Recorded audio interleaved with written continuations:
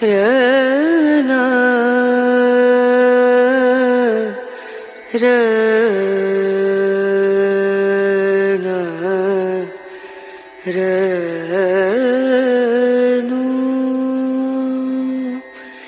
ರೇ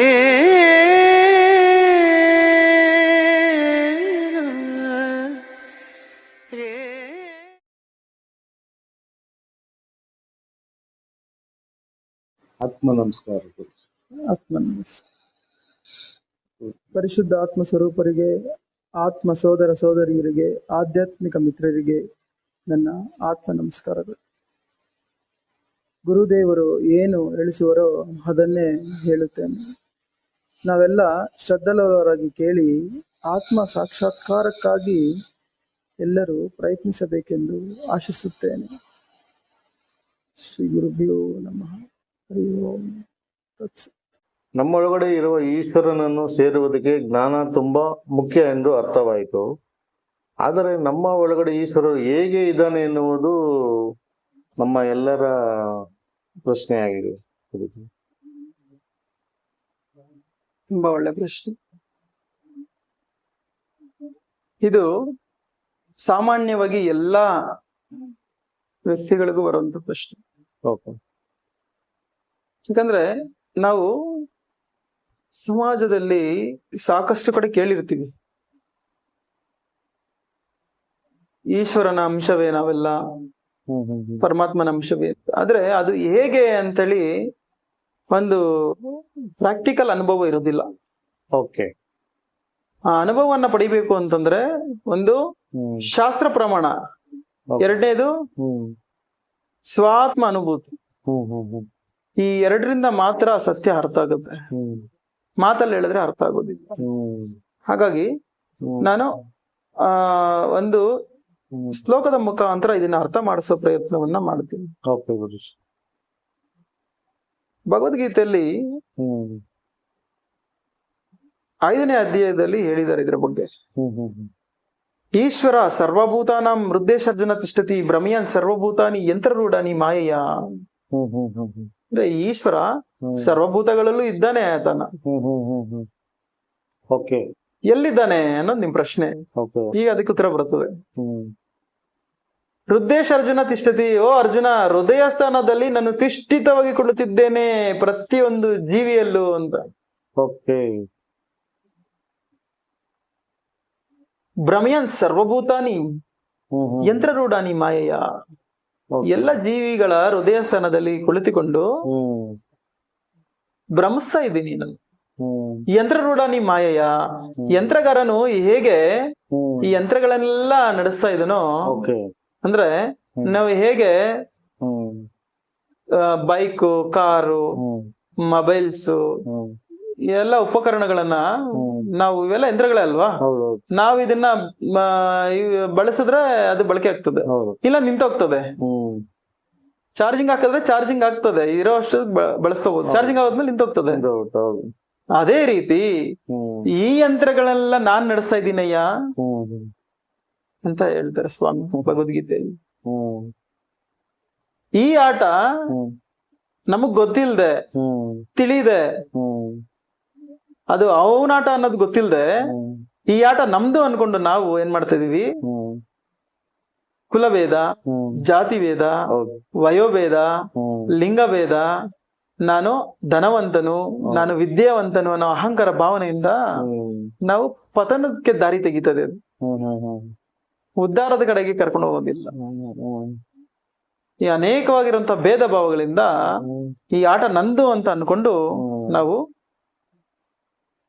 ಈ ಪುನರಪಿ ಜನನಂ ಪುನರಪಿ ಮರಣಂ, ಈ ಆಗಾಮಿ ಸಂಚಿತ ಪ್ರಾರಬ್ಧ ಕರ್ಮಗಳಲ್ಲಿ ಸಿಕ್ಕಾಕೊಂಡು ಜನ್ಮ ಮತ್ತು ಪುನರ್ಜನ್ಮ ಚಕ್ರದಲ್ಲಿ ಸಿಲುಕಿಕೊಂಡು ಮತ್ತೆ ಮತ್ತೆ ಹುಟ್ಟುತ್ತಾ ಸಾಯುತ್ತಾ ಈ ದೇಹಕ್ಕೆ ಬರುವಂತಹ ಕಷ್ಟಗಳಿಗೆ, ಕಾಯಿಲೆಗಳಿಗೆ, ಈ ಇದಕ್ಕೆ ಗುರಿಯಾಗ್ಬಿಡ್ತಾ ಇದೀವಿ ನಾವು ಮಾನವನು.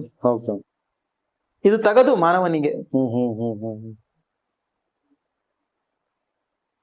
ಮಾನವನಿಗೆ ಇದು ತಗದು. ಯಾಕಂತಂದ್ರೆ ಅವನ್ ಬಂದಿರೋ ಉದ್ದೇಶ ಇದಲ್ಲ.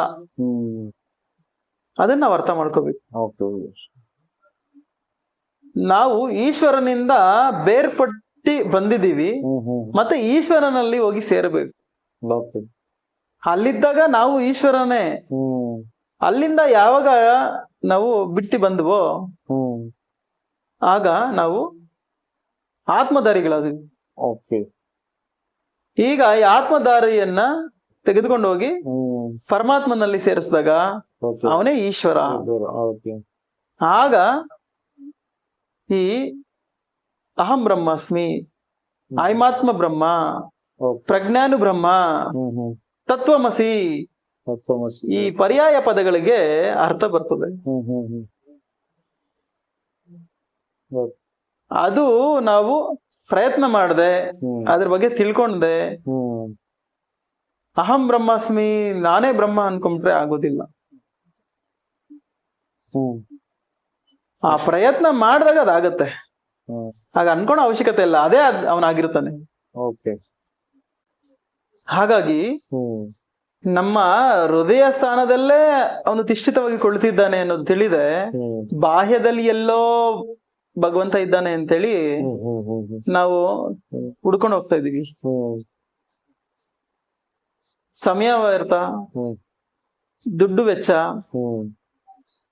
ದೇಹ ಬೇಗ ನಿಶಕ್ತಿ ಆಗೋಗುತ್ತೆ. ನಾವೇನೇ ಮಾಡಿದ್ರು ಶಕ್ತಿಯನ್ನ ಪಡೆಯುವಂತ ಕೆಲಸ ಮಾಡ್ಬೇಕು. ನಾವೇನೇ ಕ್ರಿಯೆ ಆಚರಣೆ ಮಾಡಿದ್ರು ಅದರಿಂದ ಶಕ್ತಿ ಬರ್ಬೇಕು, ಶಕ್ತಿಯನ್ನ ಕಳ್ಕೋಬಾರ್ದು.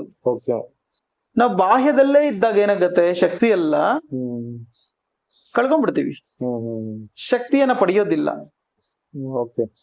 ಯಾರು ಅವನ ಪ್ರಾಣವನ್ನ ಉಲ್ಟಾ ಮಾಡಿ ಊರ್ಧ್ವಕ್ಕೆ ತೆಗೆದುಕೊಂಡು ಹೋಗಿ ಯೋಗ ಸಾಧನೆ ಮಾಡ್ತಾನೋ ಅಂತವನ್ನ ಶಕ್ತಿ ಕಳಿಯೋದಿಲ್ಲ, ಅವನ ಶಕ್ತಿಯನ್ನ ಪಡಿತಾ ಹೋಗ್ತಾ ಇರ್ತಾನೆ.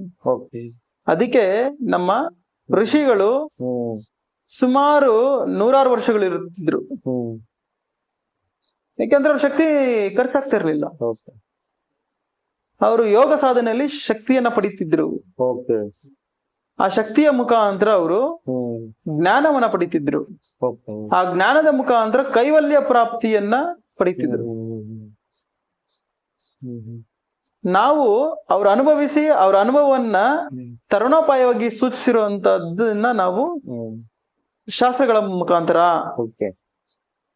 ನಾವು ಗ್ರಂಥಗಳ ಮುಖಾಂತರ ತಿಳಿದುಕೊಂಡು ಆ ತಿಳ್ಕೊಂಡಿರುವಂತ ಗುರುಗಳ ಹತ್ರ ಹೋಗಿ ನಾವು ಆ ಪ್ರಯತ್ನವನ್ನ ಮಾಡಿದಾಗ ನಾವು ಅಲ್ಲಿಗೆ ತಲುಪ್ತೀವಿ ಅತಿ ಶೀಘ್ರದಲ್ಲಿ. ಹಾಗಾಗಿ ಪ್ರತಿಯೊಬ್ಬ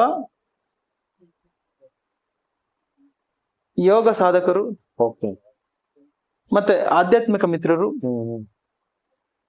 ಈ ಶಾಸ್ತ್ರವನ್ನ ಅವಲೋಚನೆಯನ್ನ ಮಾಡಿ ಪ್ರತಿಯೊಬ್ಬರು ಆತ್ಮ ಸಾಕ್ಷಾತ್ಕಾರವನ್ನು ಪಡೆಯೋದಕ್ಕೋಸ್ಕರ ಪ್ರಯತ್ನ ಮಾಡಬೇಕು ಅಂತ ಆಶಿಸುತ್ತೀವಿ.